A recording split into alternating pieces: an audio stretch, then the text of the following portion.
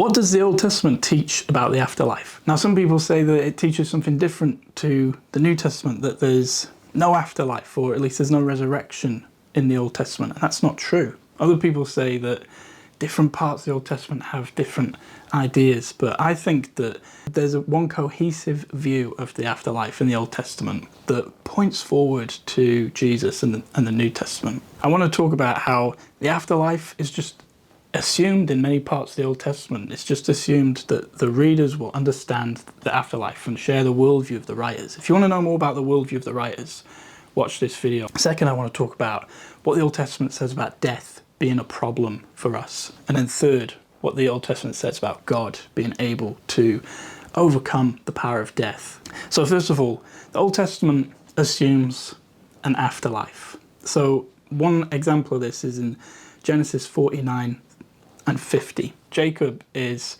on his deathbed. His sons are there and he's given them blessings. In verse 33, he's finished his blessings. He gathers his feet up to his body, lies down in his bed. He expires, he breathes out his last, and it says he was gathered to his fathers.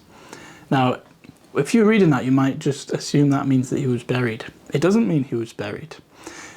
In Hebrew, there's a grammatical tense called vayikdol, and it's used in narrative to show you the sequence of events. It shows you what happened and the order it happened in. So Jacob is on his bed, and then he brings his feet up to his body, and then he breathes his last, and then he is gathered to his fathers, and then Joseph, his son, falls on him and cries. So Jacob has not been buried, but he has been gathered to his fathers. When Jacob is actually buried is over 70 days after he died. So he died, he's gathered to his fathers, and then there's an embalming period. He's in Egypt and he gets embalmed by the Egyptian doctors. That takes 40 days. There's also a mourning period that takes 70 days. When the mourning period is over, Joseph asks for permission to go back to Canaan to bury his father. And he's given that permission. And then the journey to Canaan begins, and there's a burial. At no point during the description of the burial is that phrase "gathered to his fathers" used, because that already happened. So this is an example of how in the Torah, there's just an assumption that there is some sort of experience of afterlife, that when your body dies, you don't stop existing. Just as Jacob's feet, it says, are gathered to his body, Jacob is somehow gathered to his fathers, even though his dead body is distant from their dead bodies. His feet are part of his body, and they rise up into the bed, into comfort and rest as he lies down. No longer on their pilgrimage, but now resting with the rest of the body. That's what happened to his soul. It went to a place of rest, which the Jewish people would have called Abraham's bosom. He went to be with his father Abraham. And that video I mentioned earlier, you should watch it if you want to know more about that. So it's just assumed. There's other examples where this afterlife is referenced. Second thing I want to talk about, the Old Testament tells us that death is a problem for us, that it separates us from the delight that we have in God.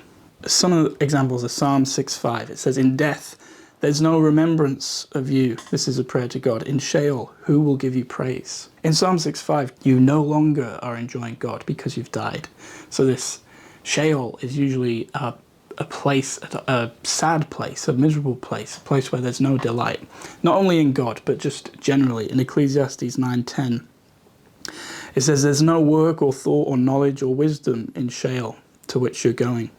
So there's things in our life that even if we reject God and refuse to take delight in him, we can find delight in other things. We can find a sense of purpose in our work. We can find a sense of purpose and joy in knowledge.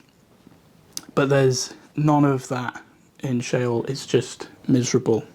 It's also something that we have no power over. If when we die, we cannot do anything about it. It says in Job 7:9, "He who goes down to Sheol does not come up." And also in Job 14, Job makes a comparison between trees and humans. A tree can die and then live again. So you can cut down a tree, it will grow back. You can burn a tree, it can grow back. But humans can't do that. If we're decapitated or incinerated, we don't grow back. We die. The humans do not have this special gift that trees have to wrestle with death and overcome it.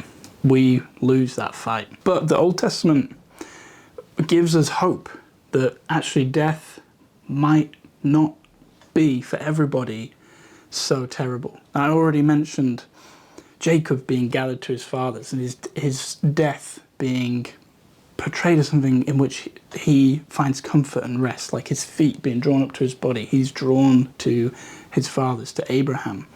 This is a positive thing. It's sad for his sons and for everyone who is losing him, but Jacob is entering into some sort of rest. There are other parts of the Old Testament that teach that more explicitly, that don't just imply it, but say it. Psalm 16:10, it says, "You will not abandon my soul to Sheol, or let your Holy One see corruption." So there's this acknowledgement that God has power over death, that his people, those who he saves, will be saved even from death. Now, some people read this and say, this is not about afterlife. This is just David talking about how God is going to save his life from some danger in his present life. But David goes on to say in the next verse, "At your right hand there are pleasures forevermore." So David is thinking about delighting in God even after he dies. He's not going to be abandoned to this miserable underworld, but he will somehow experience delight in God even if he dies. The alternative, really, interpretation of these verses is that David believed he would live forever and never die.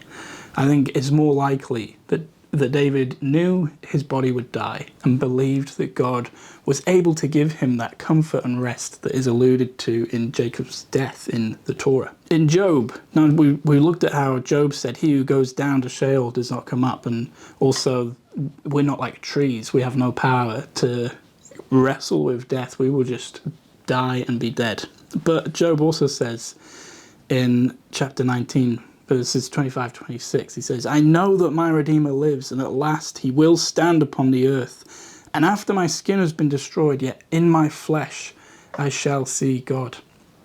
This verse is disputed as well. Some people say the Hebrew is difficult to translate, or perhaps in light of the other verses in Job where he says you can't come back from the dead, that this must mean something else. But I think it's an undoing of the death of his body.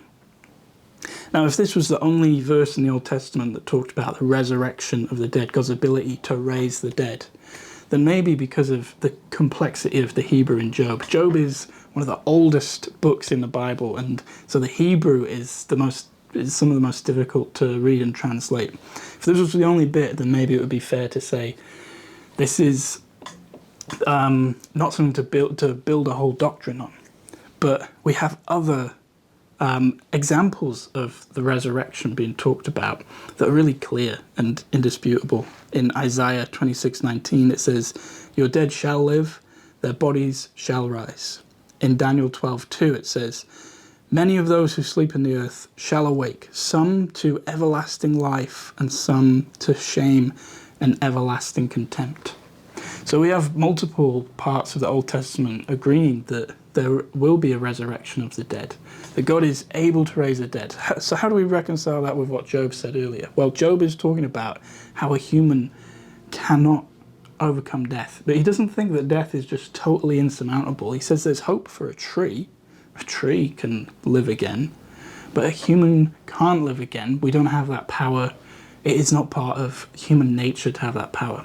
But he believes that God does have that power. God in Job is depicted as the creator of everything, the one who makes the seas freeze, the one who can defeat the chaos monster Leviathan. It's easy for God to defeat that power. It's also easy for him to defeat the power of death. That's why Job says both that you can't come back from the dead, and he knows that he will see God, not because he can come back from the dead, but because God has that power. So The Old Testament does teach an afterlife. It assumes that there's an afterlife, that death separates us from God. Death is the ultimate consequence of our rebellion against God, of our sin. And so it causes us to lose all of the delight that we have in the life God has given us, and the delight that we have in God's presence that we can enjoy now, unless God intervenes. But the Old Testament does believe, it does teach that God can intervene. It does assume, like in the Torah, that death can be an experience that is restful